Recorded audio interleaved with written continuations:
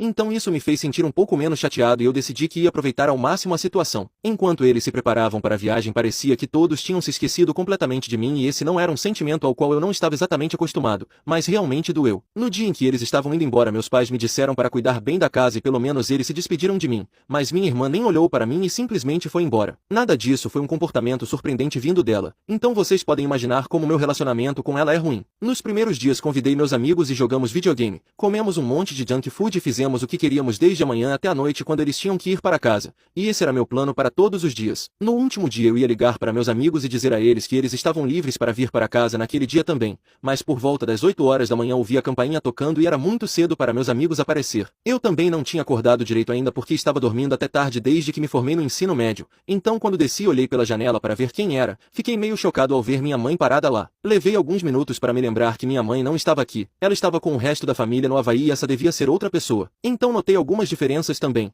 como essa mulher que estava parada do lado de fora da porta era muito mais alta que minha mãe, ela também parecia mais jovem e tinha mechas loiras no cabelo e minha mãe odiava isso. Então eu consegui entender que esta definitivamente não era minha mãe, mas alguém que parecia estranhamente similar a ela e eu decidi abrir a porta depois de contemplar por um tempo porque se ela parecia com a minha mãe significava que ela devia ser algum tipo de parente. Quando abri a porta ela se apresentou como prima da minha mãe e disse que estava morando no Reino Unido nos últimos 20 anos, então eu provavelmente nunca a tinha visto antes. Pelo que eu sabia, minha mãe não tinha irmãos e era filha única, e essa mulher parecia ter apenas alguns anos a menos que minha mãe, então eu já tinha adivinhado que ela devia ser uma prima. Mas para uma prima se parecer tanto com a minha mãe era simplesmente estranho e eu definitivamente nunca tinha ouvido minha mãe falar sobre alguma prima do Reino Unido, mas novamente, eu realmente não falo com minha mãe com tanta frequência. De qualquer forma, eu a convidei para entrar, mas me certifiquei de dizer a ela que meus pais não estavam em casa porque eu tinha certeza de que ela tinha vindo vê-los e não a mim. Para minha surpresa ela me disse que estava tudo bem porque ela não tinha vindo vê-los, ela tinha vindo me ver e a minha irmã. Esse foi outro choque para mim porque eu não conseguia imaginar o que ela queria fazer comigo e com a minha irmã,